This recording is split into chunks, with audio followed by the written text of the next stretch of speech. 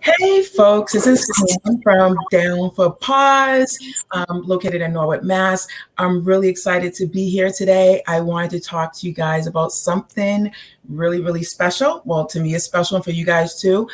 So in my private sessions and in my classes, I get a lot of questions about, my dog, taking them on walks, they're growling, they're lunging, or even, down to separation anxiety. But it all boils down to one thing, and that's how dogs learn. Okay. So there's a few ways dogs learn. Scott, did you know anything about this?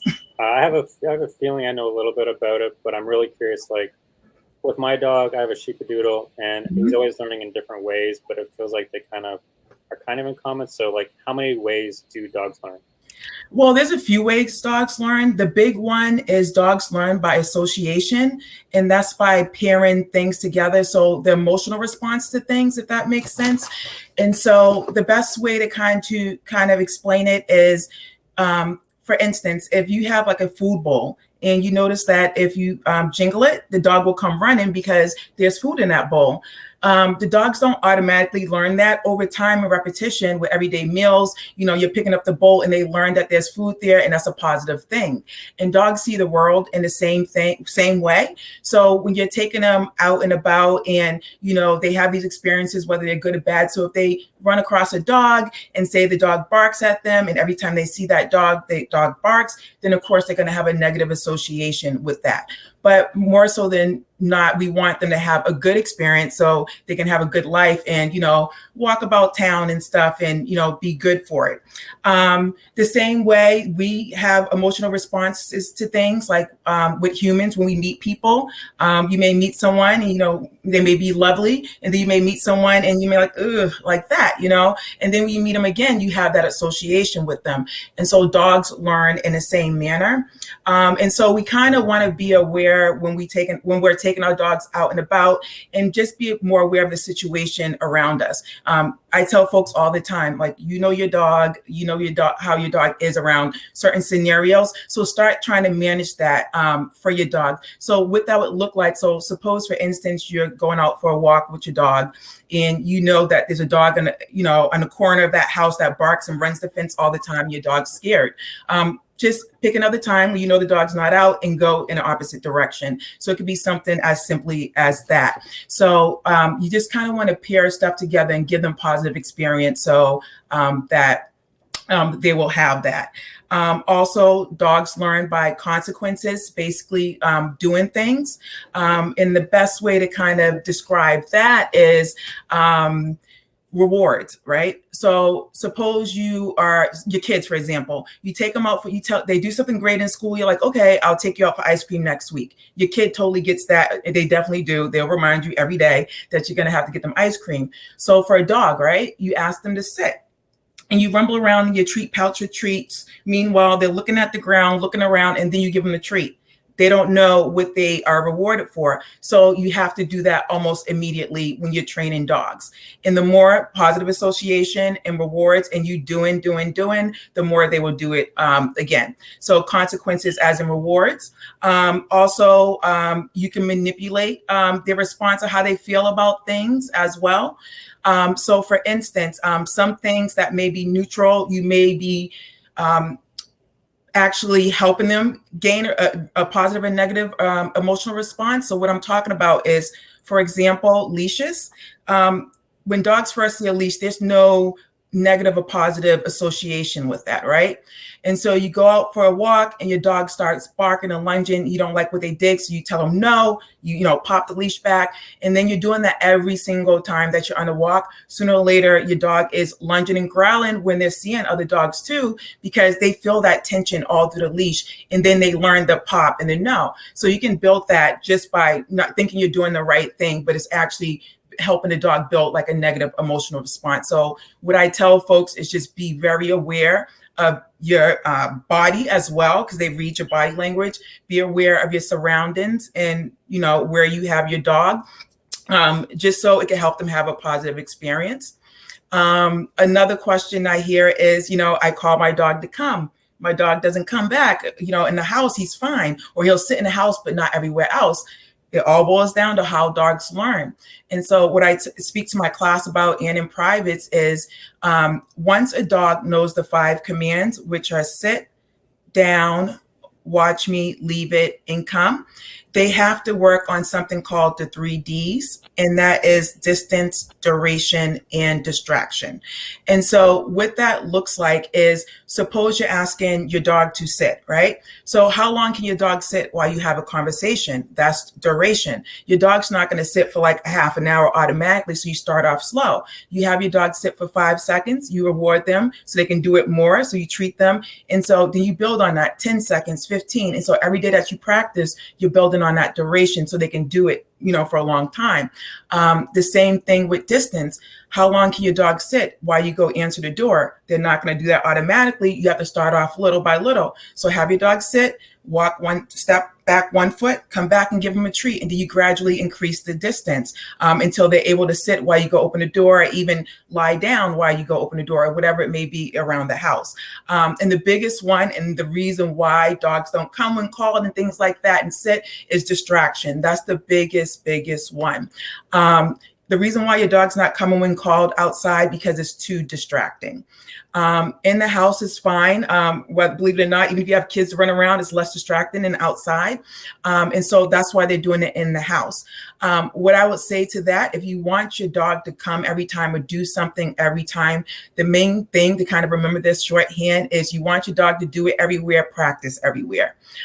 Start off something low key, like in your house, having them sit. And if they can sit or do a recall or whatever, a command in the house, step it up a notch, take them outside to the backyard. If they could do it in the backyard where there's grass and birds and stuff, take them out front, then take them to the park. So practice everywhere so they can do it everywhere. And that way you'll have a dog that comes every time, sits every time, go to mat every time, and stuff like that. With that being said, back to association and punishment, dogs just basically do what's work. I hear sometimes like, oh, my dog did that because they're mad, or they did that because they were upset because I left them. Dogs don't have the ability to think abstract. They do what works. And another example of that is, for instance, some dogs will sit there and they'll stare at the fridge, and you're like, what are they staring at the fridge for? Yeah. Like, that's just, what are they doing? But if you think back to it, your dog will sit there and stare at you. And every once in a while, you give them a treat, right? So why wouldn't they sit there and stare at the fridge where there's food in it, thinking the fridge will give them food? So they just simply do what's work. They're not doing anything because they're mad or upset or anything. They're simply doing what's work, And so with between them creating emotional bonds, whether it's positive or negative, building on the 5 core commands, adding the distance, duration, distraction to it. There still may be times where you have to train. This is when training comes in, where, you may need like a little bit of guidance or, help with, what your dog's actually doing. And you can change those behaviors if, you are working on that stuff and it's just not happening. And so basically, one way that is popular to change a dog's behavior is you always want to teach them something that they can't do at the same time. So for instance, if you have a dog that's jumping, you teach them sit, because they can't jump and sit at the same time. Yeah. So it's called an incompatible behavior.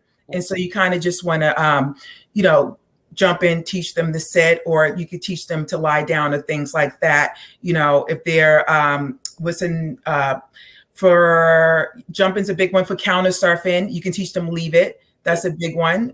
Leave it up high, leave it down low. And remember, practice everywhere so they can do it everywhere. Practice with the items so they can do it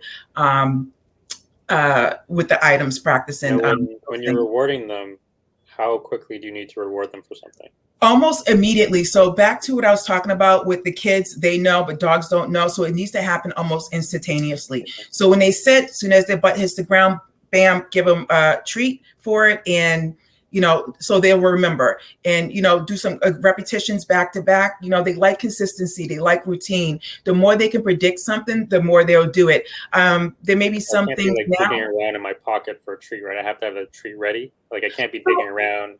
Yeah, Like if no, it's yep, too late, no, like how no, what's the yep, like I have to be no there like digging right away. out. But Yeah. you know what? There's gonna be times where you don't have treats with you, and that's Mm, fine. You can use praise as a reward. So just making a really big deal out the situation, like, "Oh, good job, you did it! Oh my God, that's amazing!" That will suffice for a treat. It's better than saying, "You're like, oh, great, let's go." Let them know. Everyone wants, something for working. So for the dogs, it could be a treat if you have it.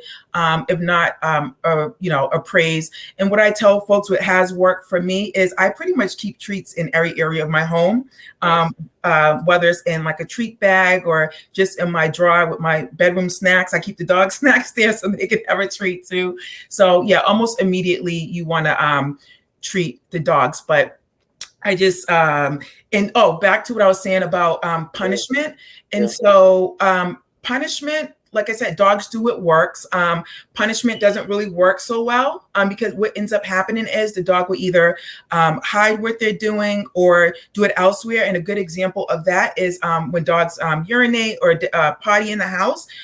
Sometimes folks may yell or no, don't do that. Even like a gasp, like, oh my God, that signals to the dog like I did something wrong. And so next time they'll just go and hide it. Okay. So punishment doesn't really work. It just kind of changes their emotional response. And it also has a hit on the bond you have with your dog. Because now all of a sudden you're like the scary thing and you're afraid.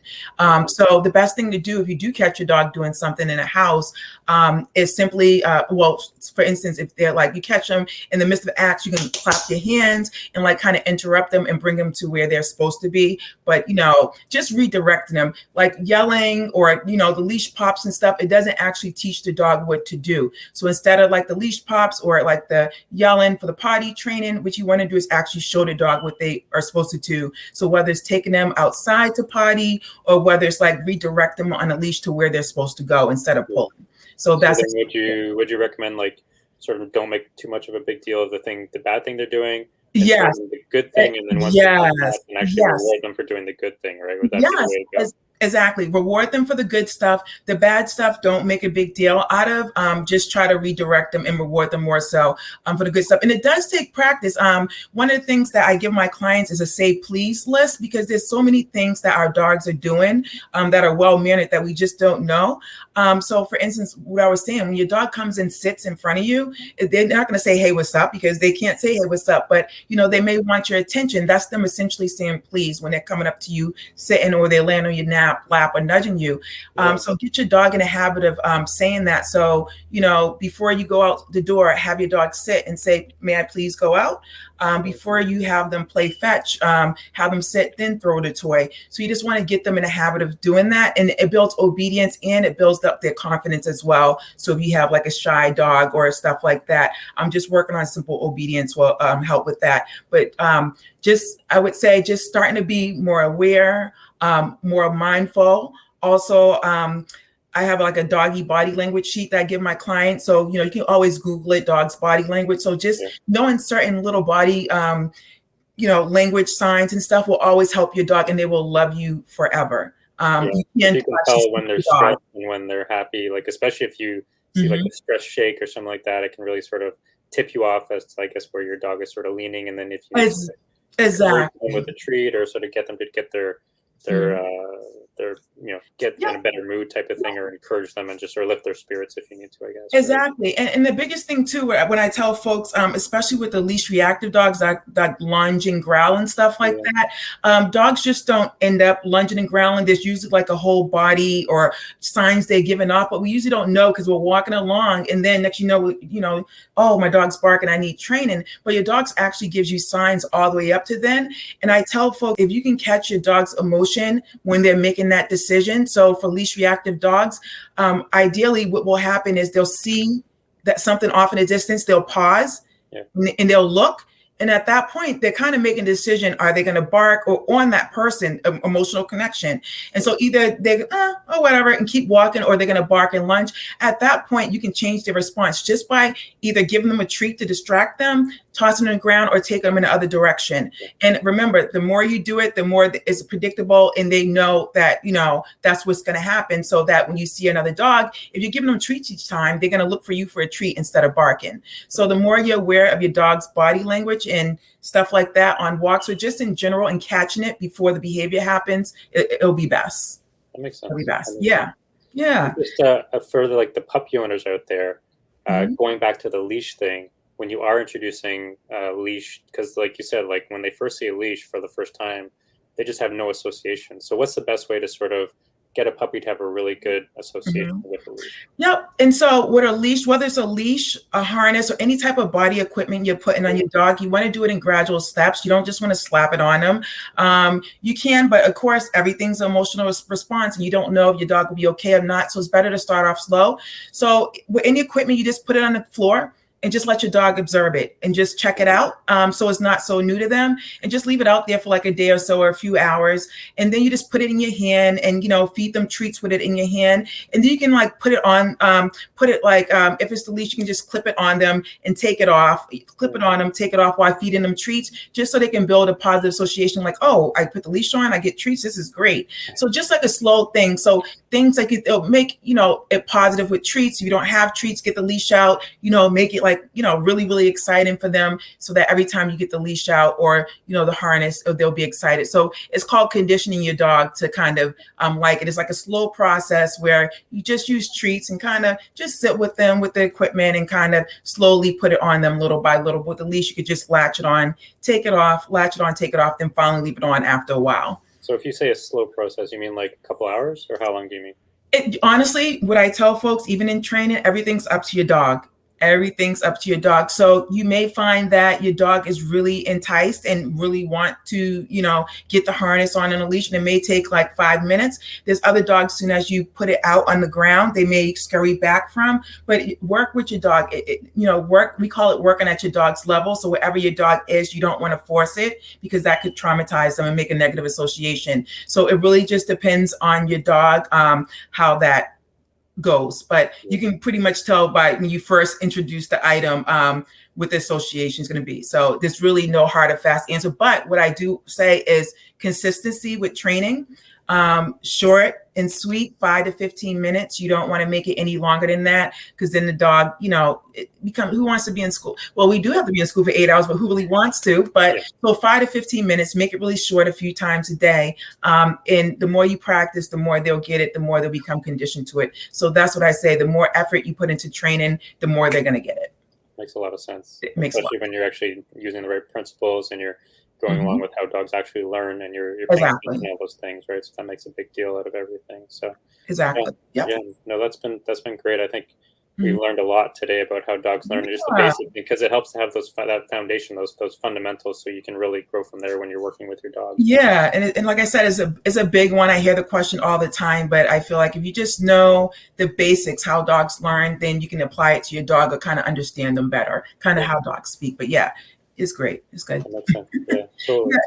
Yeah, so I think that's it for today, folks. You can DM me in the comments if you want to reach out to me, or you can contact me on my Facebook page at Down for Paws, or you can find me at downforpaws.com. I hope you guys enjoyed this live, and I hope you learned how dogs learn, so you can teach your dog how to learn. And I will see you guys next week. See you guys. Bye.